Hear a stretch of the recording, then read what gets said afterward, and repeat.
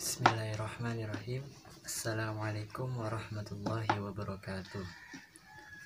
Alhamdulillahirabbil alamin. Nahmaduhu wa nasta'in wa nastaghfiruh wa na'udzu billahi min syururi anfusina may yahdihillahu fala mudhillalah wa may yudlil fala hadiyalah.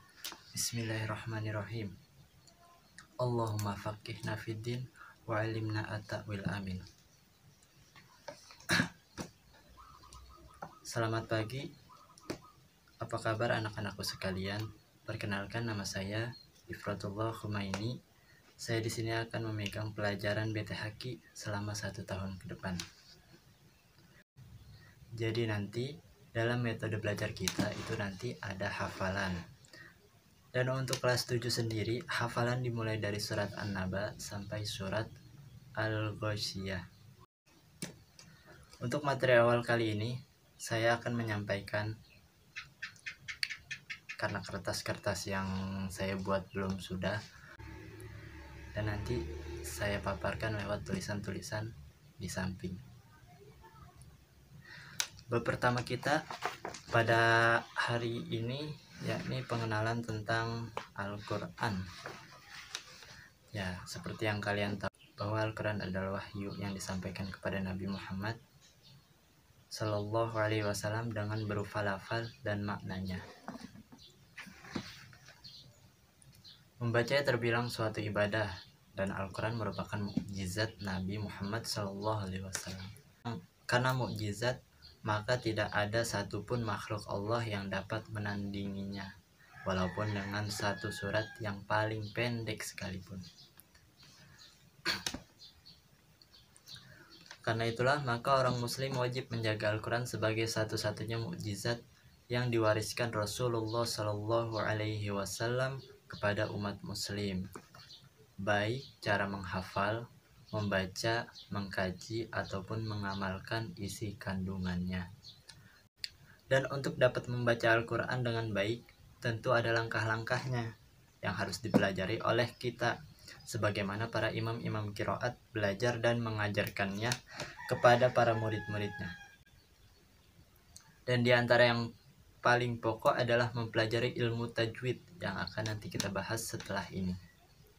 Sehingga dengan itu maka Al-Quran akan tetap terjaga keindahan bahasanya, keutuhan maknanya, serta kemurnian sebagai wahyu Allah untuk umat-umat manusia, khususnya untuk umat-umat muslim. Dan di antara imam-imam qiraat itu ada 7. Yang pertama, Imam Nafi. Imam Nafi bernama lengkap Imam Nafi bin Abdirrahman bin Nu'aim al-Madani. Lahir di Madinah tahun 70 Hijriah dan wafatnya tahun 169. Yang kedua, Imam Ibnu Katsir dengan nama lengkap Abdullah bin Katsir bin Amr bin Abdillah al-Maki al-Adani. Dari Mekah, lahirnya tahun 45 Hijriah, wafatnya tahun 120 Hijriah. Yang ketiga ada Imam Abu Amr atau nama lengkap Abu Amr Zabban bin Ala bin Amr bin Iryan al-Mazini at-Tamimi al-Bashri dari Bashrah. Lahirnya tahun 68 Hijriah, wafat pada tahun 154 Hijriah. Yang keempat ada Ibnu Amir dengan nama lengkap Abdullah bin Amir bin Yazid bin Tamim bin Rabi'ah bin Amir al-Yashibi dari Syam. Lahirnya tahun 8 Hijriah, wafat tahun 118 Hijriah. Yang kelima Imam Asim. Imam Asim ini bernama lengkap Imam Asim bin Bahdalah Abi Nujud al-Khufi dari Kufah. Wafatnya tahun 127 Hijriah. Yang keenam Imam Hamzah atau Abu Ammarah Hamzah bin Hubaib bin Ammarah bin Ismail Az-Ziyad al-Khufi, ulama dari Kufah yang lahir pada tahun 80 Hijriah dan wafat pada tahun 165 Hijriah. Yang ketujuh ada Imam Ali Al-Kisai, atau yang terakhir Imam Ali Al-Kisai ini Abi Hasan dengan nama lengkap Abi Hasan Ali bin Hamzah bin Abdillah bin Bahmin bin Fairuz al-Asadi. Lahirnya dari Kufah, lahir pada tahun 119 Hijriah, wafat pada tahun 189 Hijriah. Dan yang paling dikenal qiraatnya sampai sekarang, dipakai oleh mayoritas kaum muslimin khususnya di Indonesia, yaitu qiraatnya Imam Asim bin Abi Nujud atas riwayat Imam Hafs bin Sulaiman. Ya. Lanjut, siapa sih Imam Asim dan Imam Hafs itu? Yang pertama Imam Hasim. Beliau adalah qori dari tanah Kufah dengan nama Imam Abu Bakar Asim bin Abi Nujud. Beliau dari golongan tabi'in. Meski ia seorang yang buta penglihatannya, namun ia ahli dalam qiraat Al-Quran dan sangat indah suaranya. Selain itu, ia pun ahli dalam ilmu nahwu.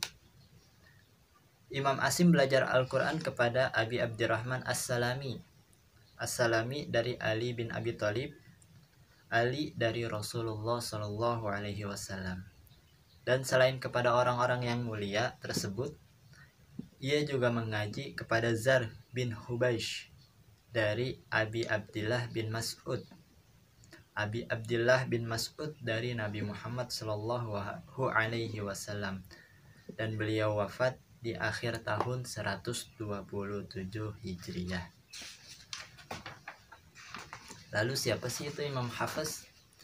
Imam Hafs adalah qori dari tanah Kufah juga, bernama Abu Umar Hafs bin Sulaiman al-Ghadiri, lahir tahun 90 Hijriah dan wafat pada tahun 180 Hijriah. Ia adalah teman sekaligus perawi yang paling menonjol dari qiraatnya Imam Asim. Imam Hafs mengaji kepada Imam Asim yang sanadnya qiraatnya bersambung kepada Ali bin Abi Thalib. Ya, itulah pembukaan untuk pelajaran BTHQ kita. Semoga dapat dipahami dan dimengerti.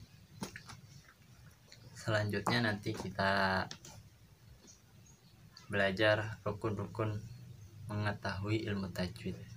Bagaimana sih, apa hukumnya sih ilmu tajwid itu? Dan nanti dilanjut di pertemuan yang akan datang. Terima kasih. Wassalamualaikum warahmatullahi wabarakatuh.